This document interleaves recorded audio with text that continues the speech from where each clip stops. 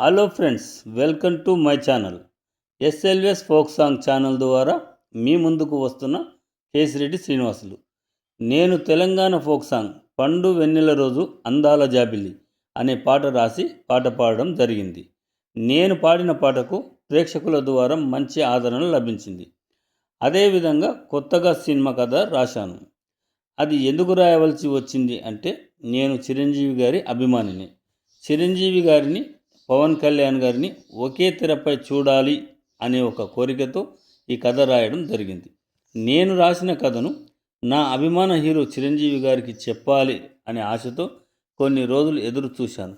కానీ చిరంజీవి గారిని కలవడానికి నాకు ఎలాంటి దారులు లేకపోవడంతో నేను రాసిన సినిమా కథ బుక్కులకే పరిమితం కాకుండా ప్రేక్షకుల ముందుకు తీసుకురావాలి అనే తపనతో నేను ప్రారంభించిన ఎస్ఎల్విఎస్ ఫోక్ సాంగ్ ఛానల్ ద్వారా ఎపిసోడ్ల పరంగా మీ ముందుకు తీసుకురావాలి అనుకుంటున్నాను.